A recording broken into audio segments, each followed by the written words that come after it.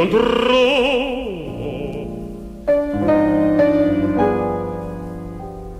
e non ho da far guerra e temo e spero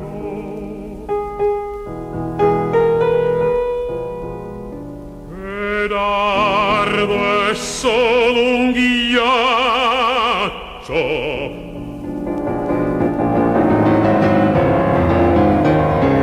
e volo sopra il cielo e giaccio in terra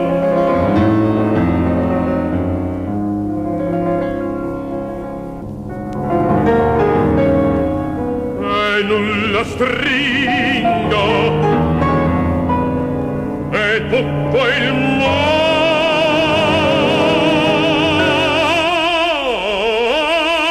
abbraccio.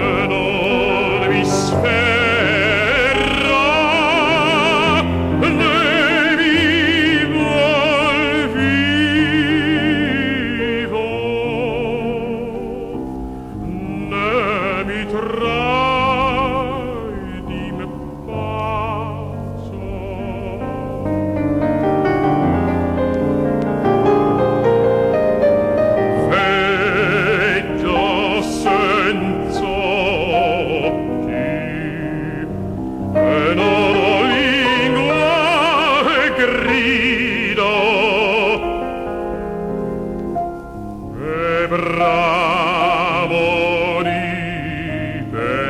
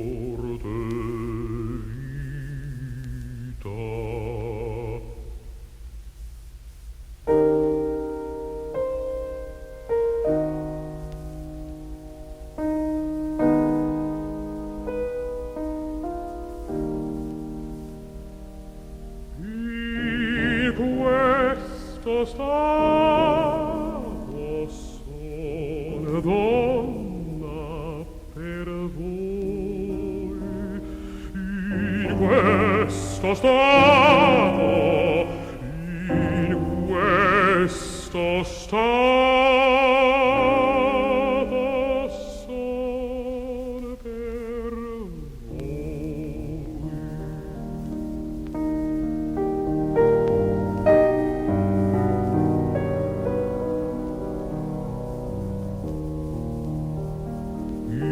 questo stato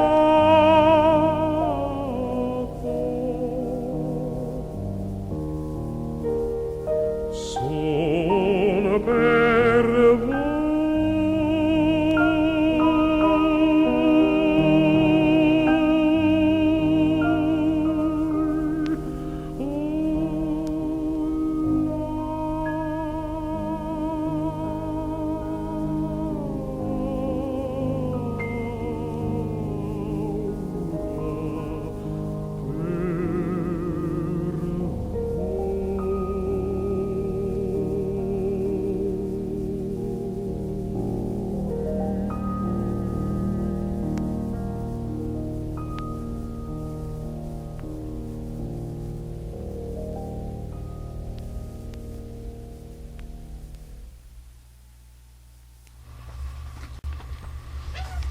Dietrich Fischer-Dieskau in Liszt's Sonetta del Petrarca 104. Now you have to admit that is a beautiful song. I mean, immediately on first hearing, I rank that with Schwanengesang, which is my only other leader that I can stand, really. Really? I'm afraid so. I mean, that's a horrible thing to say for an announcer who plays classical music, but in that respect, in be honest, we repertoire, can't like limited, we can't like everything. Also, sometimes leader presents language barriers which prevent certain aspects of the appreciation. Liszt wrote 50 songs, and this is practically an unknown commodity in his output. Certainly, the average recital doesn't include Liszt songs, and yet you have heard this is a masterpiece of soaring emotion. Mm-hmm, very much so. Liszt wrote 2 versions of this, as he wrote so many things in more than one version, and 2 versions of the transcription from the song. The 3 Petrarch Sonnets are placed in Liszt's work in a book of music, a cycle, that is called Years of Pilgrimage, and this is from the Italian book. And the work you just heard Fischer-Dieskau sing is around an 1860-61 version of a song which was probably too difficult. And a listener called yesterday to explain this to me, and I now see some words on it in a book, and I had thought that there was only one version. Now we also, another listener brought another Gunnar Johansen album, John Anderson, and we have, yesterday we heard the version that we now know of this in the piano piece, the 104th sonnet. We now have the 1838 version. I've never heard it, and I'm just dying to listen to the difference. Let's hear Gunnar Johansen.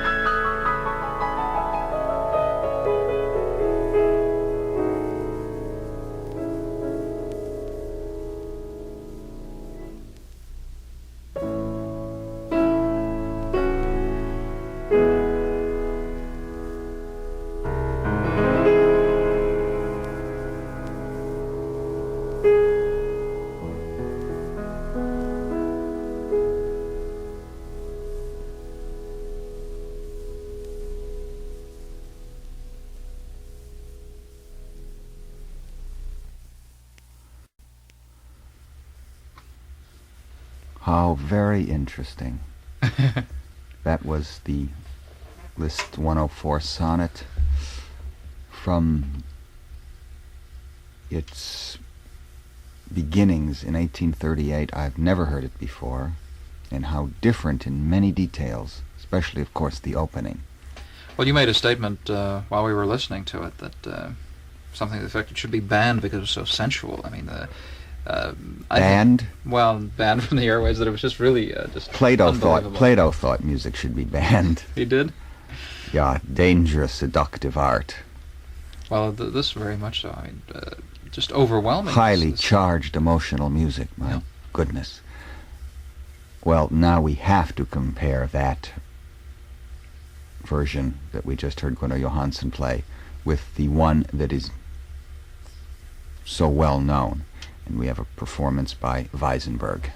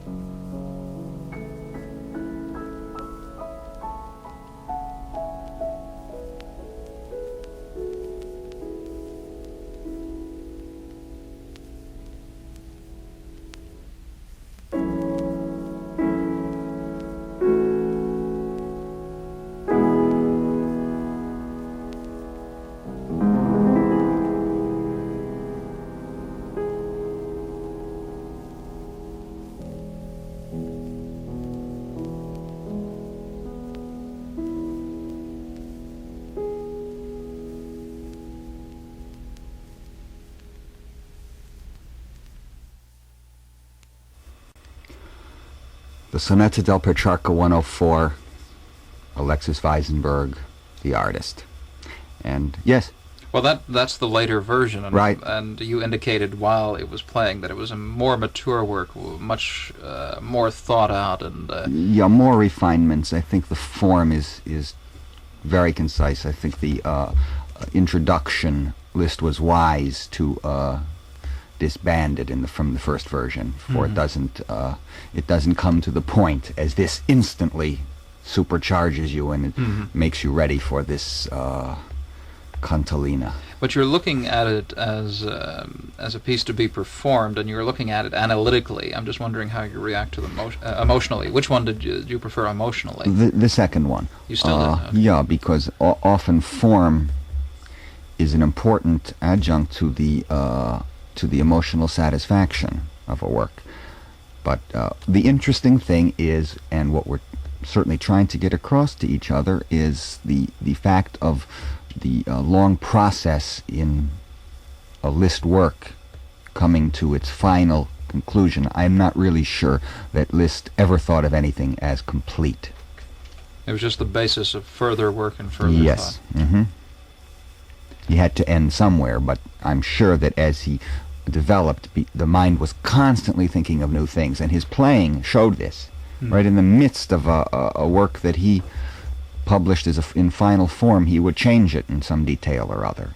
Did he publish, or did he complete works as his publisher demanded, or as his pocketbook necessitated, or was it done only when he was good and ready to publish well, it? He wrote many a potboiler for the pocketbook. Okay, well, that pretty much answers that, I suppose. Yeah, okay. We have to pause right now, David. This is WNCN New York. You are cordially invited to visit the New York Historical Society, Central Park West at 76th Street, where current exhibitions explore the life of New York from the arrival of Henry Hudson to the skyscrapers of 20th century Manhattan. Come meet Peter Stuyvesant, 17th century Dutch governor of New York, and the Dutch men and women who settled the colony of New Amsterdam.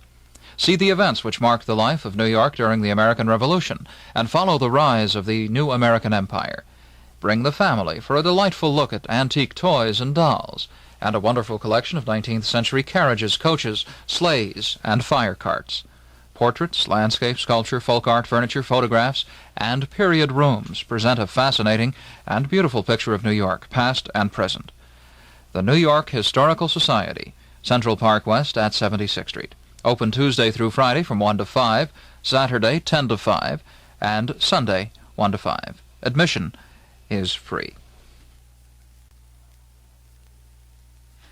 And now once again, here's David Dubal.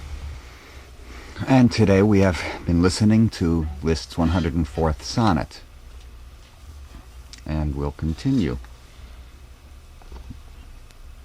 Matt, you were asking me what effects Liszt had. And I was just thumbing through this wonderful book of essays on by Vladimir Stasov, 19th century Russian critic. It's marvelously translated by Florence Jonas. And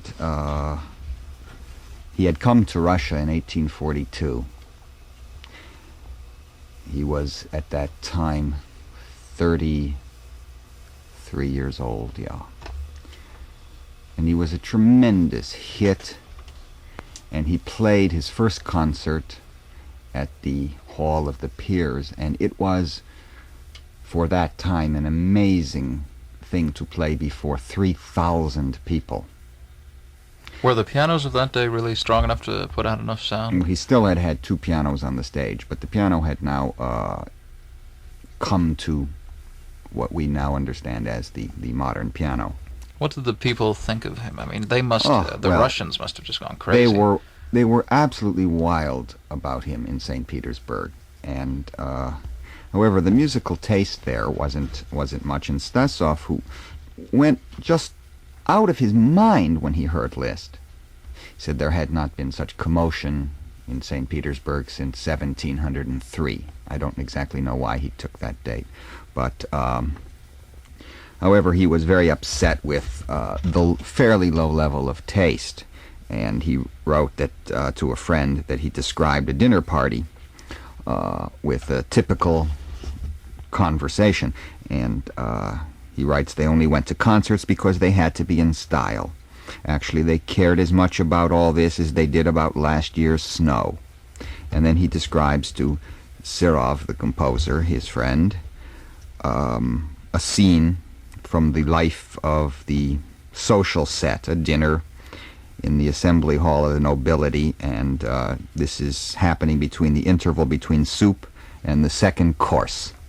And you read NN and I'll read KH. Okay, and we have a copy of the book. Okay. Go ahead, David. Oh, I'm KH. Yes, you're a major in the transportation service. We've never seen this before. This is not going to be with a Russian accent, I'm afraid. By the way, NN, have you heard Liszt? Yes, I heard him on Wednesday. Tell me, what does he play, the piano? Yes, the piano. Is he any good? Marvelous. You mean nothing's too difficult for him? Absolutely. He can do anything he wants to with the piano. But really, I have to confess, I don't like the piano at all. What kind of instrument is it? A strumming thing? A gusli? I agree. I'd much rather listen to a singing instrument like the violin or cello. And did Liszt play alone, without any other musicians? Yes, absolutely alone, without any orchestra. Too bad, too bad. Not much pleasure without an orchestra. That's true. But the way he plays, he really doesn't need an orchestra. But to pay 15 rubles just to listen to the piano? It's all the fault of those damned newspapers. If you'd listened to them, you'd go through fire and water to get there, and what would you find? A charlatan. No, Liszt isn't a charlatan, but I suspect he's out for the money. And how much did he rake in on this concert? Oh, 50,000 or so. And besides, mark you, he gave the concert in the afternoon so he wouldn't have to pay for the lighting. And he got the assembly hall for nothing. It's just too bad we couldn't get a few thousand out of him. At least enough to buy some new furniture for our hall. And I think he could at least pay for the hall to help our impoverished noblemen. But you mustn't say a word about that now. The public is very stupid. When it comes to a fad, there's no use arguing. Besides, nowadays there are so many starry-eyed, what's this word, adelpets? Wandering around in a daze of poetic ecstasy. They either don't see the truth or don't want to see it. Would you believe it? I myself have heard a lot of people even admire Liszt's looks, whereas he's really a freak. A scarecrow with his spindly legs, unkempt hair, and face that looks like a mummy's. He must be some beauty. Oh, charming indeed. And what grotesque manners. Sometimes he even forgets the ordinary proprieties. Imagine, he didn't even take the trouble to look over the hall or the stage before the concert. Now, in mounting the stage, in order to face the royal family, he was supposed to use the steps opposite the imperial box. But did he? No. When the clock struck 2, he elbowed his way through the crowd, pushed his way to the platform, bowed low, then glanced at the stage, shook his thick hair, and, as you might have expected, thanks to his long legs, leaped about 4 feet onto it. How charming, how very respectful. How come his breeches didn't burst? Yes, everybody says his manners are ridiculous. He's like some kind of savage. But all is forgiven when he plays. What playing? It's marvelous. Nobody denies that. He's a past master. But you know, even though I'm quite delighted with his technical skill, I must confess that he doesn't move me very much. Somehow he's cold. He doesn't play with enough feeling. But what do you expect from the piano? Well, yes, of course. But all the same, it seems to me the man has more mechanical skill than musical soul. Etc., etc. Right. Well, that's an aristocratic... It goes to show that people haven't changed one bit, have they? They still go to concerts to be seen, and they still yes, fall victim to the same, I suppose, prejudices and everything else. People don't change. I'm afraid not. Well, Liszt certainly changed his Petrarch Sonnets over the years, and since we have the first version of the almost as famous 123rd sonnet, let's hear Gunnar Johansen do this 1838 creation, and we'll then hear Fischer-Dieskau in the second version that Liszt wrote as a song, and then we will hear the piano piece in the version that's now accepted as final.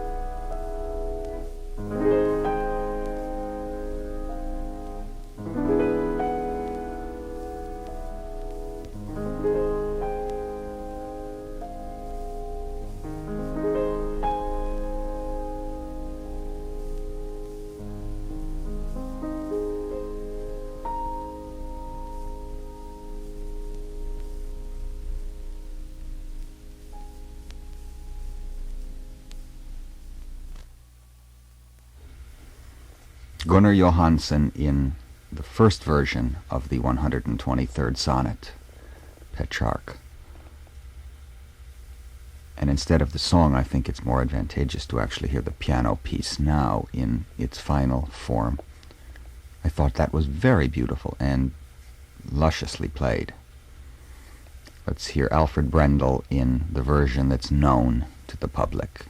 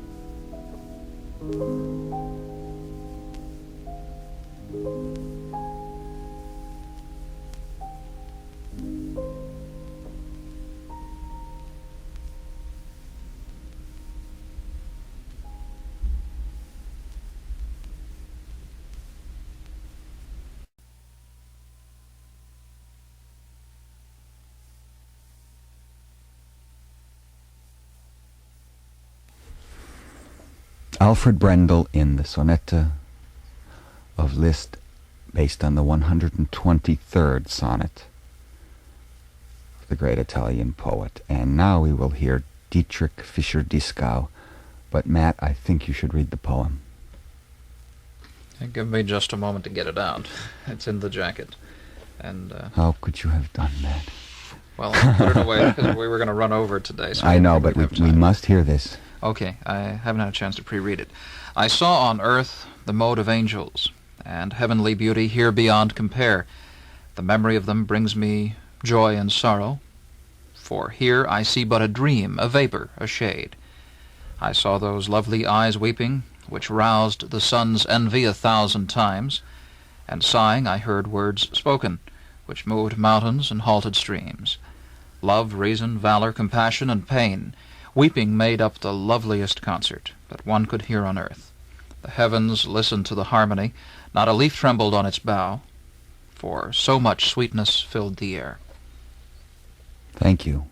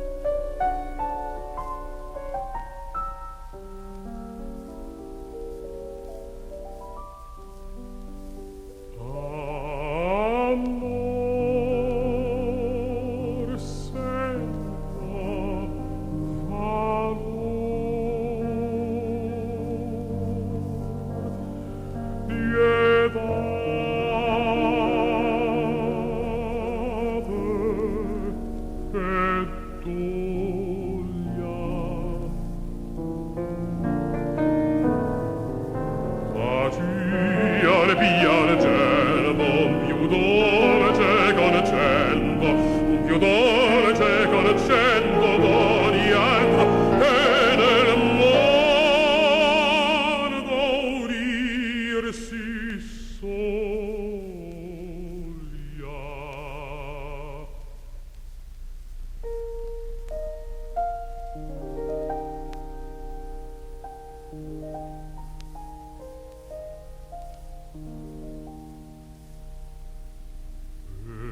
Vederai il cielo all'armonia se intento che non si vedea il ramo